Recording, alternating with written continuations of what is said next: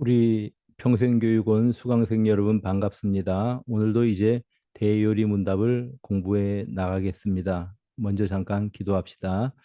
하나님 아버지, 이 대요리 문답을 함께 공부해 나가게 하시니 감사드립니다.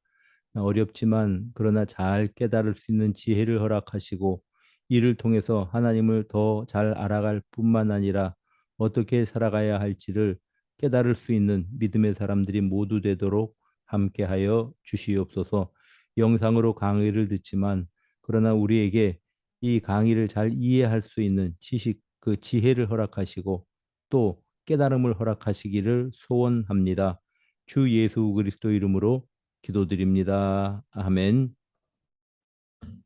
네, 오늘 이 시간에도 여러분들의 이제 이런 그 원활한 그 수업을 위해서 자료를 공유하고 화면을 띄워드리고 그렇게 이제 우리가 공부를 하도록 그렇게 하겠습니다. 자, 여러분 교재가 아마 여기 떠 나올 것입니다. 한번 교재를 보시고 제 얼굴은 조그맣게 나오네요. 한번 우리가 생각을 해봅시다. 91번째 요구가 있습니다. 하나님께서 사람에게 요구하시는 의무가 무엇인가? 하나님께서 우리에게 무엇을 원하시는가? 그런 뜻입니다. 그건 뭐냐 하면 그의 계시된 의지에 순종합니다. 계시된 의지라고 하는 것은 우리에게 직접 하나님께서 말씀해 주셨다는 뜻입니다. 즉 하나님께서 명시적으로 이런 것은 해라라고 일러주신 것, 또 이런 것들은 하면 안 된다라고 일러주신 그런 뜻에 대해서 순종하는 것이 이제 우리의 의무다라는 것입니다.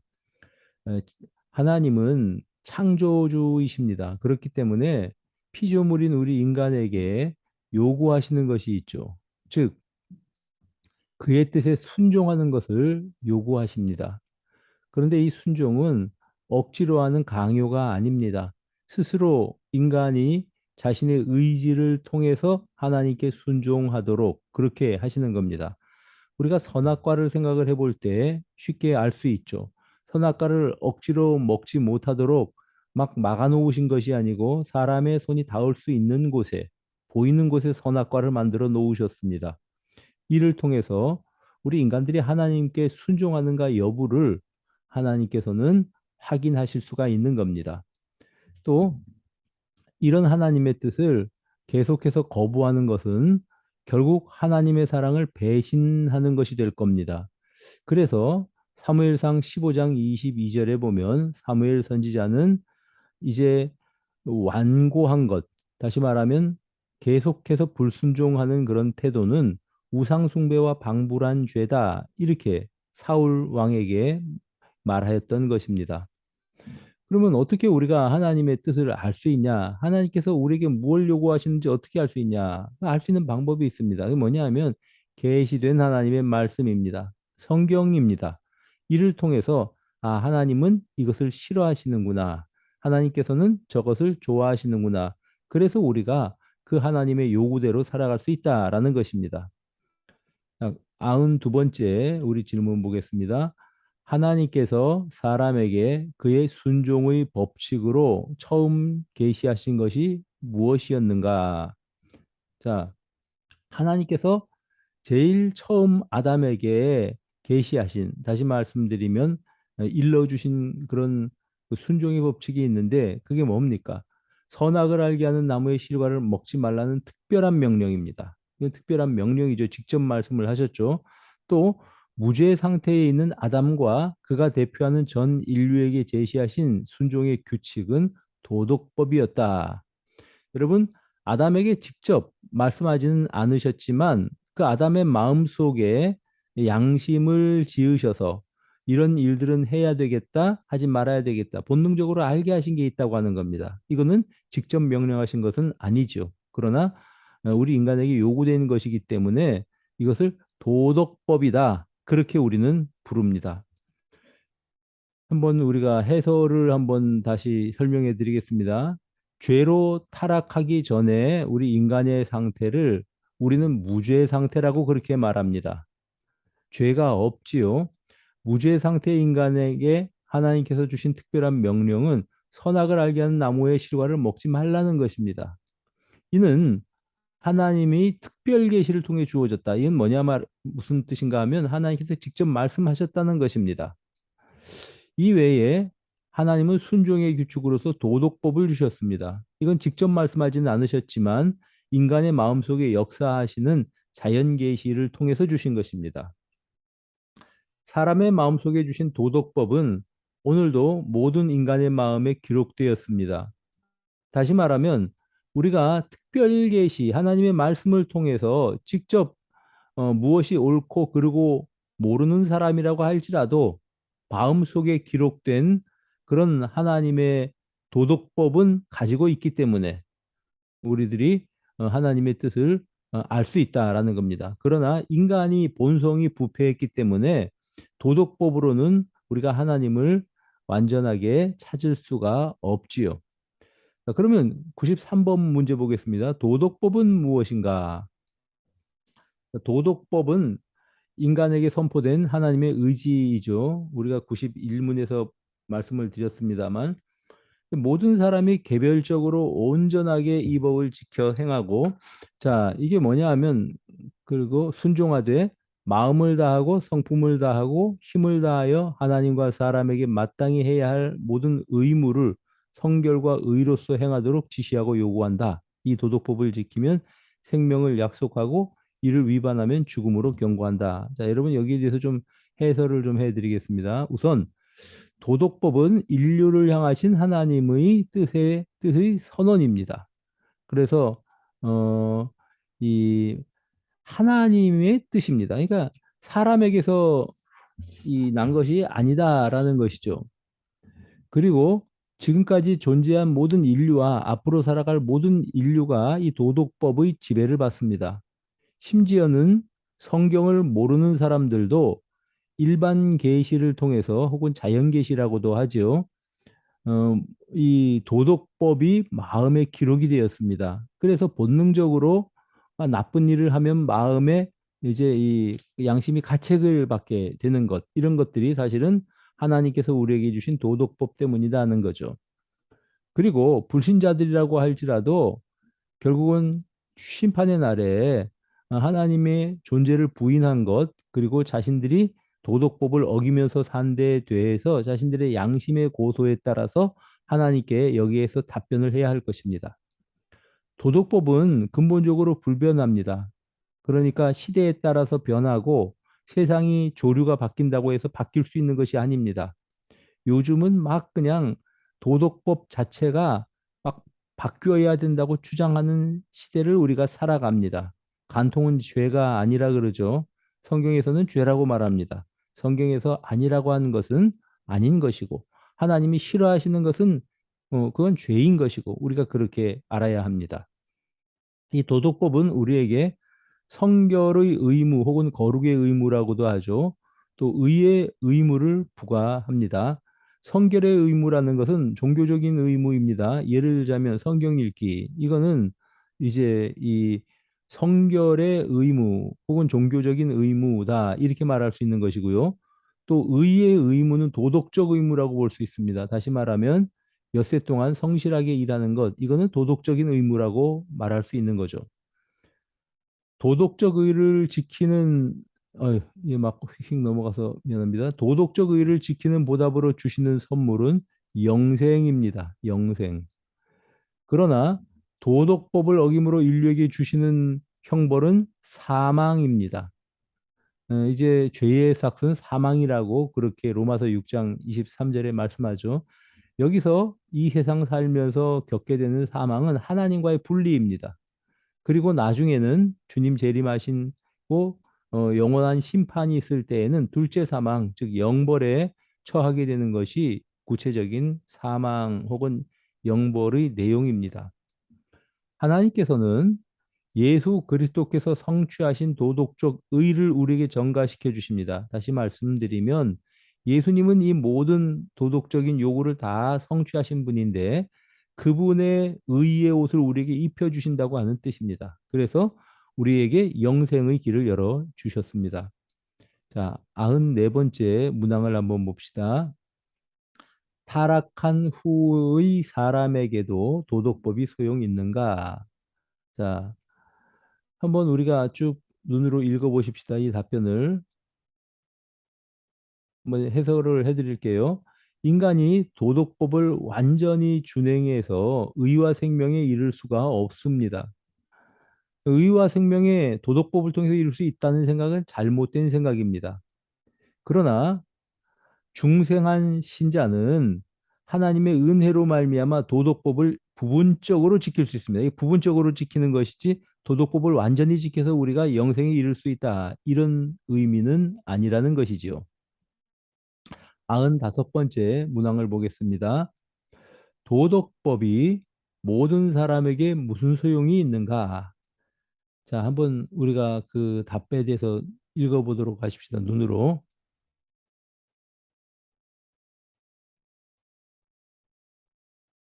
자, 해설을 해드리겠습니다.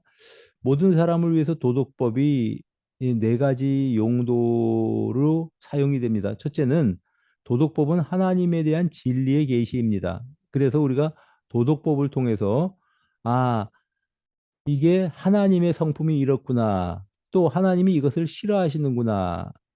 하나님에 대해서 알 수 있다는 거죠. 그래서 하나님에 대한 진리의 계시이다. 그 다음에 하나님을 향한 인간의 도덕적 의무에 대한 진리의 계시다. 자, 진리의 계시라고 하니까 뭐 좀 어렵게 생각이 되는데 하나님께서 거기에 대해서 이제 말씀하신 것이다. 이 정도로 이해하시면 되겠습니다. 하나님을 향해서 우리가 어떤 의무를 지고 있는가를 우리에게 보여주는 것입니다. 세 번째로 본질적으로 죄인인 자신들의 상태를 깨닫게 합니다. 우리가 이 도덕법에 대해서 이제 배울수록 우리 자신들이 얼마나 죄인인가를 알 수밖에 없죠. 그리고 네 번째로 여기에 대해서 부수적으로 우리 예수님은 우리와 비교할 수 없는 선한 성품을 가진 분이구나. 이 사실을 깨닫게 됩니다. 그래서 결국 이 도덕법을 통해서 우리가 주님을 의지할 수밖에 없게 되는 그런 것이 도덕법입니다. 자, 그 다음에 96번째를 한번 봅시다. 도덕법이 중생하지 못한 자들에게 무슨 특수한 소용이 있는가? 예. 중생하지 못한 사람들도 역시 도덕법이 필요한가? 그런 뜻이죠. 한번 읽어보도록 하겠습니다. 자, 눈으로 한번 쭉 읽어보세요.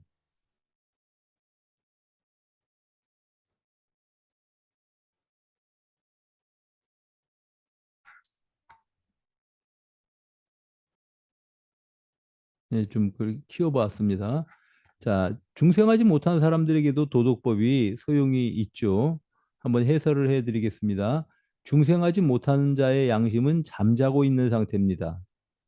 그런데 이들에게 하나님의 진노가 선포될 때 이들의 양심이 하나님을 두려워하기 시작합니다. 이를 통해서 우리가 어떻게 할까 탄식을 하게 되고 불신자들이 그리스도께 나아갈 수 있도록 그들의 마음을 움직이는 것이 도덕법이라고 하는 말씀입니다. 성경에 대해서 전혀 무지한 사람들이 있죠. 그들도 자연계시를 통해서 도덕법에 대한 약간의 지식을 가지고 있습니다. 양심의 가책을 통해서 우리가 무엇이 선하고 악한지 안다는 거죠. 그러나 그렇다고 해도 그들이 가지고 있는 어떤 그런 이 약간의 도덕법에 대한 지식이 이것을 그리스도께 인도할 수는 없습니다. 그 도덕법 자체가 그들로 하여금 믿게 할 수는 없다는 거죠. 우리가 그리스도께 인도하게 되는 것은 성령의 역사인데 성령께서는 택하신 자들에게 역사하셔서 그들을 구원에 이르도록 그렇게 하시는 겁니다. 즉 도덕법 자체로는 영생에 이를 수 없다는 것이죠. 그렇다고 할지라도 불신자들에게 이 도덕법이 그들에게 핑계하지 못하도록 만드는 겁니다. 나중에 주님 앞에 설 때에 아무런 핑계도 할 수 없을 것입니다. 97번째 우리가 문항을 봅시다. 도덕법이 중생한 자들에게 무슨 특별한 소용이 있는가? 한번 이제 눈으로 쭉 한번 읽어보시길 바랍니다. 답변을.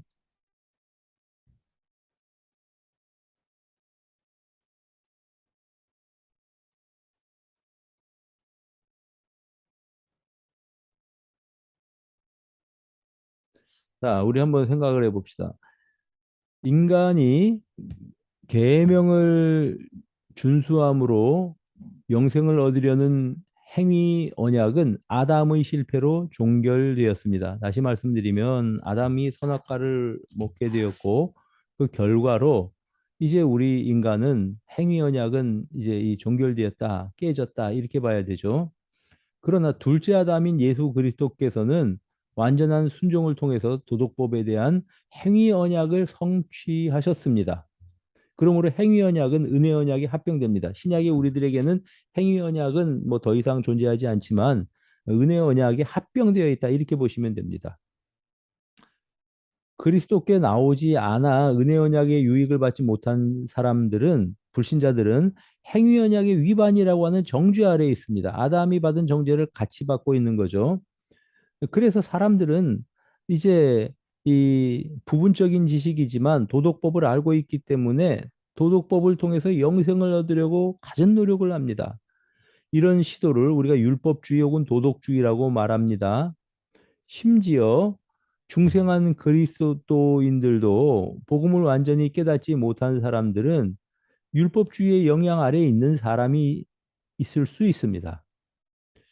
우리들도 물론 죄를 두려워합니다. 이거는 우리가 영생에서 떨어질까, 구원을 잃어버릴까에 대한 두려움이 아니고 하나님을 대적하고 멀리하는 것이기 때문에 결국은 우리가 이를 죄를 두려워하는 것이지 뭐 하나님이 그 구원에서 떨어질까 봐 두려워하는 것은 아니다라는 거죠.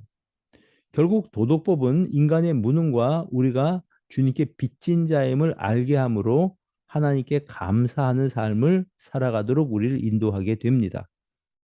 자, 그 다음에 이제 아흔 그 이제 그 그리스도인은 한 가지 더요. 정죄로부터는 자유를 얻었습니다. 그러나 올바른 삶의 표준으로, 삶의 기준으로서의 율법의 교훈은 지켜야 되는 것이라고 하는 것. 우리가 잊어서는 안 됩니다. 도덕법도 우리가 바른 삶을 살아가는데 필요하다. 그런 의미입니다. 어디에 도덕법이 요약되어 있는가 98문 한번 보시기를 바랍니다. 자, 한번 쭉 한번 보시죠. 해설을 한번 설명해 드립니다. 십계명은 출애굽기 20장과 신명기 5장에 기록되어 있는 그런 그 계명이죠. 이 십계명은 도덕법의 요약이다. 이렇게 우리가 말할 수 있습니다. 십계명은 부분으로 나눌 수 있죠. 크게 보면 하나는 1계명부터 4계명까지인데 하나님께 대한 우리의 의무이고 5계명부터 10계명은 우리 자신과 이웃들에 대한 의무입니다. 그런데 궁극적으로는 10계명 모두가 하나님께 대한 의무라고 볼 수 있습니다. 즉 1계명부터 4계명은 직접적인 의무, 나머지 5계명부터는 간접적인 의무 이렇게 보시면 될 겁니다. 99문 한번 봅시다. 십계명을 바로 이해하기 위해서는 어떤 법칙을 준수해야 하는가? 이것이 이제 8가지의 법칙이 있는데 한번 이게 이 답을 바로 이렇게 이제 해설을 해드리겠습니다. 우선 율법은 온전한 것입니다. 그래서 어, 이 율법의 그 요구를 우리는 온전히 순종해서 완수해야 되고 지극히 작은 죄라도 성경은 금지하고 있다. 이 사실을 인정하는 겁니다. 부분적으로 큰 죄는 지으면 안 되고 작은 죄는 지어도 괜찮고 이런 것이 아니라는 거죠. 그리고 또 이 율법은 이런 이 우리의 행실과 태도나 뿐만 아니라 우리의 의지, 감정, 영혼의 모든 영역들에게도 영향을 미치고 있다라는 사실을 알아야 합니다. 즉, 이것은 행동의 문제뿐만 아니라 우리 영혼의 문제라는 거죠. 또 여러 가지 점에서 똑같은 것이 몇 계명 중에 명예해졌거나 금해졌다는 거 알아야 됩니다. 다시 말하면 나 외에 다른 신을 두지 말라고 하는 것과 우상을 섬기지 말라고 하는 것 사실은 중첩되는 면들이 있죠. 여러분 거짓 증거하지 말라고 하는 것과 또 이제 이렇게 이 어떤 도둑질하지 말라는 것과 이웃의 것을 탐내지 말라는 것은 사실은 겹치는 그런 계명이 될 것입니다. 4번 해야 할 의무를 명하는 곳에는 그와 반대되는 죄를 금한 것이고 어떤 죄를 금한 곳에는 반대되는 의무를 명한 것과 같다라는 것입니다. 이게 뭐냐 하면 자, 내 부모를 공경하라 그러면 내가 이제 땅에서 잘 되고 장수할 것이다. 이렇게 말씀을 하셨을 때 어, 이제 내 부모를 공경하지 않으면 잘 되지 않고 장수하지 않을 거라고 하는 반대의 의미의 어떠한 그 경고가 숨어 있다는 거죠. 또 하나님께서 금하시는 것은 아무 때나 해서는 안 되지만은 이제 언제나 우리의 의무이지만 특수한 의무가 있습니다. 그건 언제나 행할 것은 아니라는 거죠. 자, 안식일을 지켜야 된다라고 하는 것은 특정한 시간에 대한 말씀입니다. 다른 날에는 해당되지 않는다는 거죠. 그 다음에 6번 봅시다. 어, 한 가지 죄 또는 의무 밑에 같은 종류는 전부 금하였거나 명령되었는데 이제 이들의 모든 원인 방편, 기회와 모양 외에 이에 이른 자극도 포함되어 있다는 거죠. 자, 다시 말하면 거짓 증거하지 말라는 말은 진실해야 된다. 또 우리의 태도나 말의 말뿐만 아니라 우리의 마음에 있어서도 진실한 마음을 가지고 살아야 된다. 여기 이런 의미가 내포되어 있다는 것입니다. 또 7번 우리들에게 금했거나 명령된 일이라면 다른 사람들도 이 일을 행하거나 피할 수 있도록 도와줄 의무가 있습니다. 뭐 나만 지키고 남들에게 지키지 않도록 한다. 안 되는 거죠. 8번 다른 사람들에게 명령한 일에는 우리 지위의 사명을 따라 그들도 그런 일들을 이제 이 지키도록 도와줘야 되고 다른 사람들이 그에게도 그런 이 금지된 일들을 하지 않도록 조심시켜야 될 의무가 있다라는 겁니다. 나만 바르게 사는 것이 아니라 남들에게도 이런 일들은 해야 된다, 이런 일들은 하지 말아야 된다, 일러주어야 된다라는 것입니다. 자, 일단 여기까지만 오늘은 일단 좀 생각을 해 보겠습니다. 여러분, 오늘은 이제 하나님께서 아담에게 주신 그런 그 요구가 하나는 선악과를 먹지 말라고 했는데 사실은 명령하지 않은 다시 말씀드리면 이 그 이제 하나님께서 직접 아담에게 요구하시지 않은 그런 법이 한 종류의 법이 있다. 이것이 도덕법이다라고 하는 것을 우리가 이제 살펴보았습니다. 여러분, 우리에게 주신 이 귀한 이 도덕법, 도덕법의 이제 십계명은 결국은 이제 이 도덕법의 그 어떤 그 핵심이라고 볼 수 있는데요. 이걸 잘 준수하되 구원의 조건으로서가 아니라 구원받은 자의 삶으로서 우리가 이 명령을 준행하면서 살아가야 된다. 오늘 우리가 배운 내용의 요약이 되겠습니다. 에, 이제 돌아오는 한 주간 동안도 여러분 이 내용들을 좀 잘 이렇게 이제 이 알으셨으면 좋겠고요. 이 강의 내용은 여러분들에게 아마 전달이 될 겁니다. 그래서 강의 내용은 전달이 될 것이고 그렇게 이제 여러분들이 이 강의를 수강하시면 되겠습니다. 감사합니다.